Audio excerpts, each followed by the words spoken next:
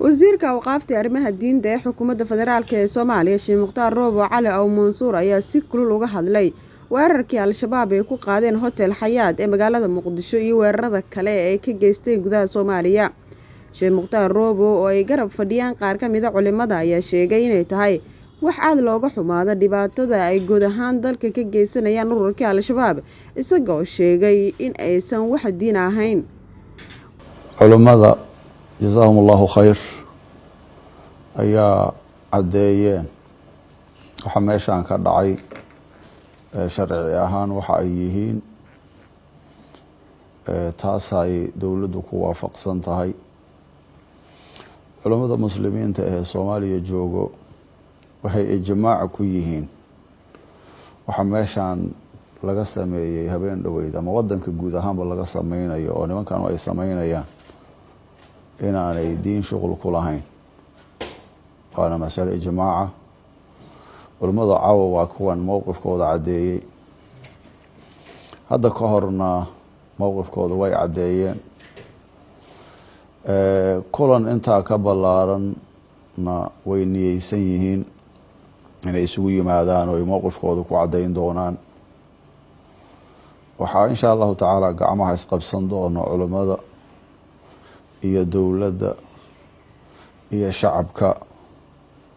maalinkaasna waxaan rajayn doonaa inaanay helin kuwanu meel dulduleela ay wada ka soo galaanba aanay helin insha allahu tacaala.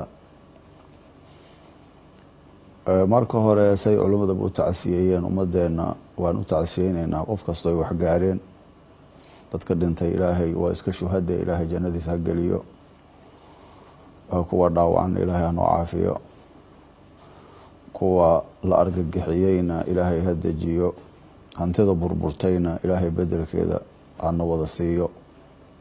waxa uu hadalkiisii intaasi ku daray in dadka Soomaaliyeed oo kaashanaya dowladooda iyo culimadooda ay wajihi doonaan Al-Shabaab, isla markaana taasi ay keeni doonto in Al-Shabaab fursad ay u waayaan weerarada ay geysanayaan. sidoo kale wasiirka wasaaradda awqaafta arrimaha diinta ee xukuumadda Soomaaliya waxa uu sheegay in qof walba laga rabo inuu difaacdo naftiisa iyo maalkiisa, sidoo kalena loo midoobo la dagaalanka ururka Al-Shabaab sida ay ugu midoobeen dadka degan Hiiraan iyo Galmudug oo la dagaalamay.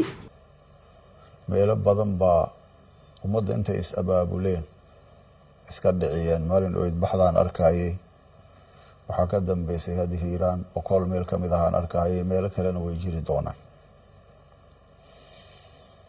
sidoodaba dadka noocaan ah fikirka khaldan ama caqiidada qalloocan, nabiga suu sheegay sal alla alay slam xadiidkii muslimka, tamriqu maariqatun cinda furqatin min almuslimiin. markay muslimiintu iskhilaafsan yihiin unbay soo baxaan, xilligaasay tarmaan, xilligaasay waxaan oo kale sameeyaan. waxaan rajayn doonaa in ay muslimiinta midoobaan sida uu sheegay madaxweynaha dalka. Soomaaliya oo heshiis ah oo midaysan, adduunka kalena la heshiisa waa in la helaa buu yiri. shacaarkiisa saas buu ahaa, maalku dhega kaas haddii la qaato ay dadku midoobaan, nimankan waxba uma suuroobi karaan. misaal baan idiin sheegaya, Somaliland hadda waa tan oo nagama dheera. hal shay waa laga fulin waaye mise ma hal shay waa laga fulin waaye. limaada?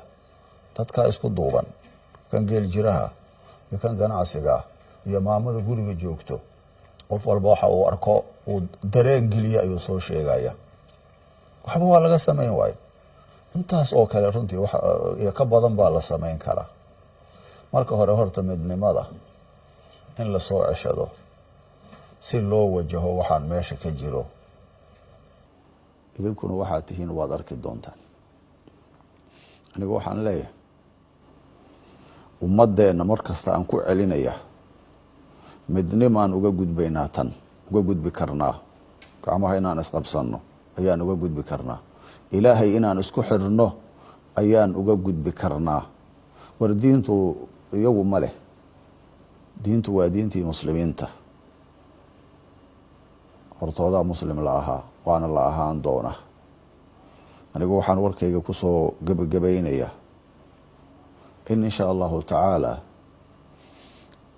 dowladda iyo culimmada oo isku duuban ummadooda inay jihayn doonaan arrinkaana la maarayn doono insha allahu tacaala xalna la heli doono culimmada meel kastoy joogaan waxaan rabnaa inay dowladda garab istaaga say haddaba culimmada muqdisho joogta ay u garab istaageen gobolada iyo dal iyo dibadba meel ay joogaan si mashaakilkan uu usoo yaraado. hadalka wasiirka waqaafta arrimaha diinta ee xukuumadda Soomaaliya Sheekh Mukhtaar Roobo Cali oo Mansuur ayaa ku soo aadaya xilli Muqdisho ka dhacay weerar ay geysteen Al-Shabaab si oo in la soo afjaro ay ku qaadatay dowladda federaalka ee Soomaaliya in ka badan 30 saacadood. Farxiye Maxamuud Yuusuf oo Cable TV Muqdisho.